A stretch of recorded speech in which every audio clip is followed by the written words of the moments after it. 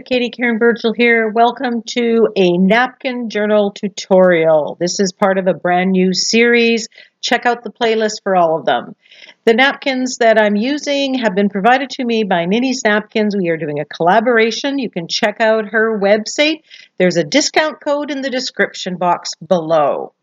So this napkin has these adorable flamingos on it. You get 4 identical flamingos on each napkin. And I am simply taking a brush, dipping it in water, and going around the flamingo, leaving a little bit of space, and then once the water soaks in, just pulling the napkin apart. You have to try to be careful. You don't want too much water so that where you don't want to rip, where the actual pattern is. So I'm getting as close as I feel comfortable. You do not need a lot of water. And you have to be careful. So once I get it generally out, I go in and do a little bit more detail work like you see me doing right here. Just adding a little bit more water and ripping as much of the white as possible without getting too close to the pattern. Here, this is going to be a focal image, and I want it to be pretty precise, so I don't want to inadvertently rip out a chunk of it. Now, right there, you see me, I've added a little bit too much water. Now, the best plan here is to get your dryer and let it dry before going in, because inevitably you will rip the pattern. And while you can piece it together, I plan to avoid it. Now that the flamingos are done, I am going to use this Fandangle stencil. It's one of the new from the Crafters Workshop for winter 2020. And I am taping it around. And I'm not taping it down to keep it down. I'm taping around it because I don't want to get the black paint in the 4 corners. Now I'm stenciling in here. Now this stencil, love the pattern. I chose the pattern because it kind of reads to me like the swoops on the flamingo wing of the napkin focal point. So that is why I chose it. And I am choosing to go black, white, and pink because they look so great with flamingos. This pattern, as I was saying, it's very fine, so I need to press a little bit, but you got to be careful that you do not have too much paint. Then I just wanted to add a little bit of bling, so I'm just putting a little bit of gold through it, not all over, and I wanted that effect. Now I made a mistake here. This is an ungessoed page. I should have gessoed this page, and I will tell you why near the end. Because in the finishing, I ran into some difficulties that I could have avoided if I had gessoed it or put a coat of white paint down before I did this stenciling. So now I want to apply paint to the 4 corners. So I'm taping off that square in the middle because I do not want the paint to go on that side.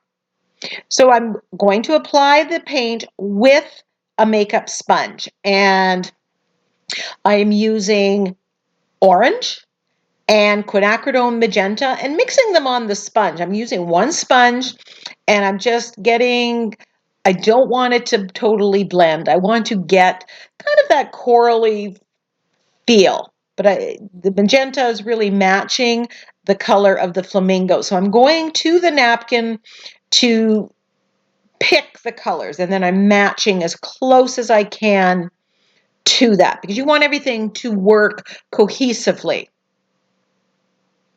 So there you see, I'm putting some orange, then I'm putting some magenta, then more orange, and filling in all the areas. And it's not perfectly flat. I like the mix.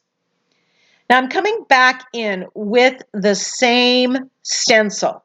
I was debating whether to put a different stencil. This one with the tropical leaves, also by the Crafters Workshop, and a couple other choices. But I decided to go with the same stencil. And I love the movement of this stencil. And I'm applying the magenta paint through the stencil, and it's just dark enough. And because I've used orange and I didn't go as dark as I could with the magenta, the pattern is showing up and it's matching the pattern in the middle. I also thought about doing that in black. That would have looked lovely. Or, the possibilities are endless. Everyone's going to give you a different look. So if you try it with the black, let me know. Now remember that flamingo napkin? There were 4 on each napkin. So you will see that flamingo again. I had so many ideas. It was really hard to pick which one I was going to go with. So you're definitely going to see it again. So now I'm just removing the tape and I have my page. And I love the movement of this page. And putting the flamingo right in the middle, I just think it really pops.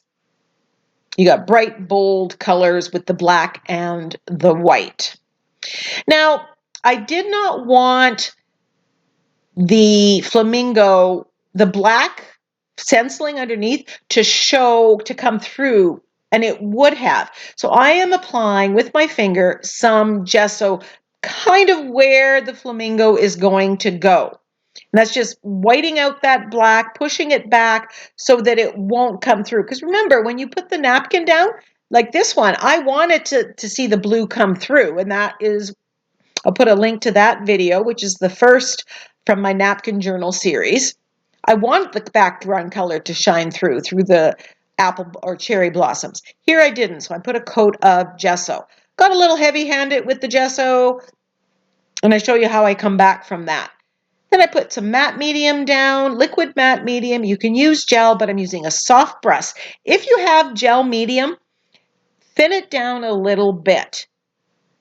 The napkin, remember, is very fragile once it's wet, and you do not want it to rip. If it does, you can kind of piece it together and no one's the wiser, but if you can avoid the problem from the get-go, why not?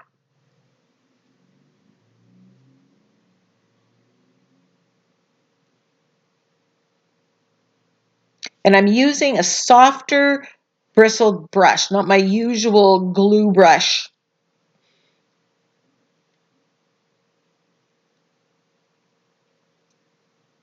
Now the napkin again is pretty much, you don't see a line between the two.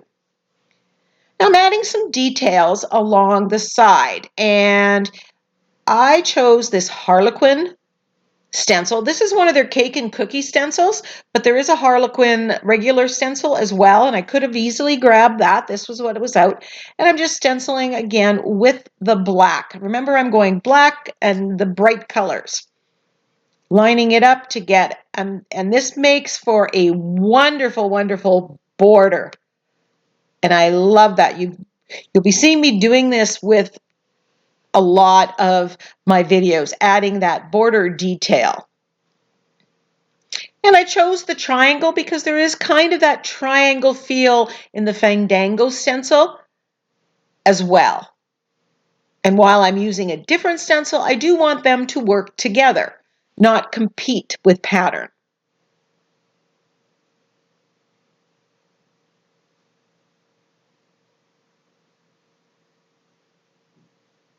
But I'm absolutely loving the look. Now I toy with the idea of putting some pattern along the bottom, and I just decide that that's just not going to work. So I'm just going to leave it on the 2 sides.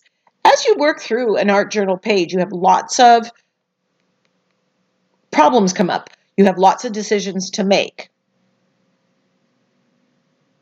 And no matter which way you go, it's not right or wrong, it's just a different way, and it'll give you a different effect. If I was doing this on a bigger page, I would have definitely put the border along the top and the bottom. Now I'm just edging around the sides with the black acrylic paint or with the makeup sponge. And since I can't really do that at the top, I grab my angle brush and I'm doing the floating acrylic technique to shade, and then I do that around all the edges. And that gives a little bit of a different effect than the makeup sponge and it just adds. I want that bold black border around the edge, especially on the top and bottom where I don't have the stenciling border.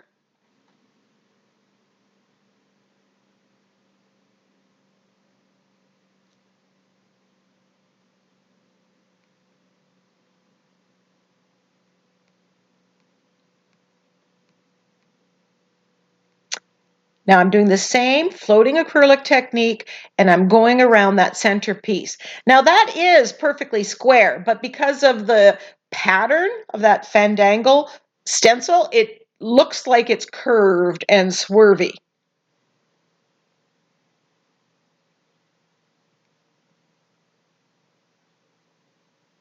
It almost looks like this flamingo is on a napkin in the middle.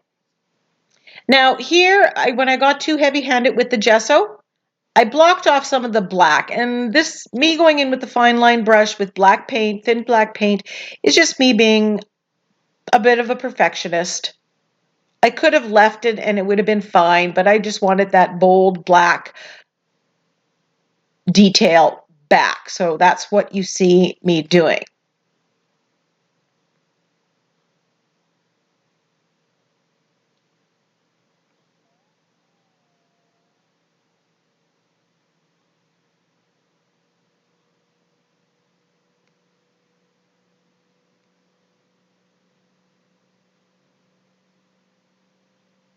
Some of that where you have the white of the napkin, because it's so much contrast, it does push it back a little bit.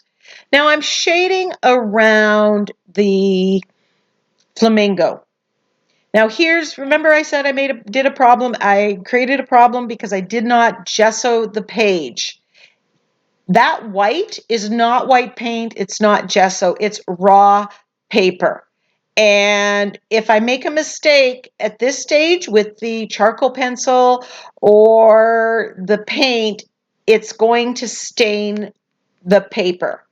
And in many places, it did that and kind of muddied the page a little more than I would have liked. So I could have prevented that by having gessoed the page first or putting a coat of white paint before I did the black stenciling. I hope that makes sense.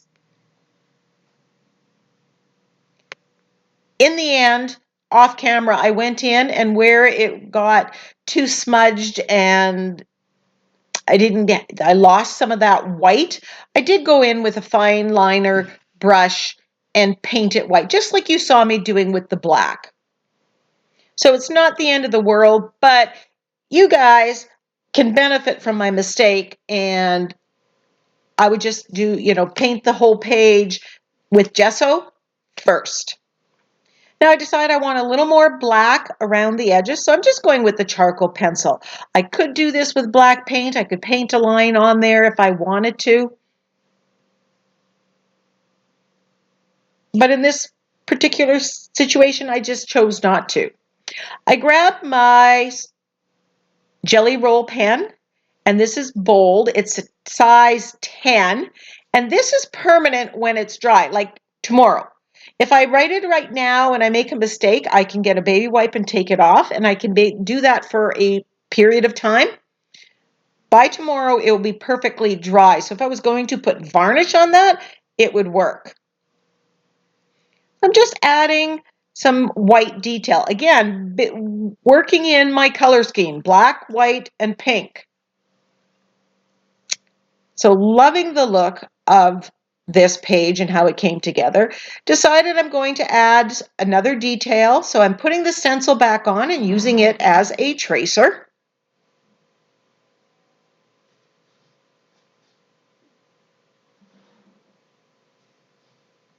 And you can see the detail there.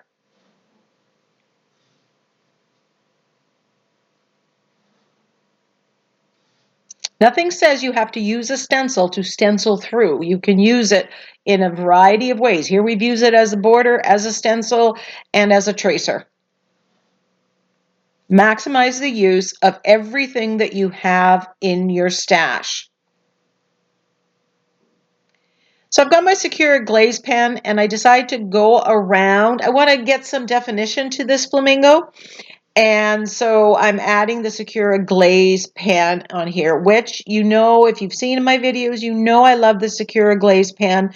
This is black, it's dimensional, and it's shiny. I'm just building up the black detailing a little bit. Now I decide that I'm going to put the phrase, "I'm still standing." Anybody here start singing that song? Because that's what's been in my head. And I'm using my wooden letter stamps. I will put a link to some sets, wooden stamps that I found on Amazon. They aren't identical to what I have here, but you can shop around. Thank you so much for shopping through my Amazon links. And I'm not trying to make it perfect. Now you see the words, the sentiment that I have on the white, I always stamp it out, and that's to get the exact look and size and placement. It just, doing that extra little step just seems to help me. And I apologize, I'm off camera. But like you just see, I'm stamping into black acrylic paint on the side, and because it's acrylic paint going right onto acrylic paint, I can wipe it off if I smudge or get it in the wrong place.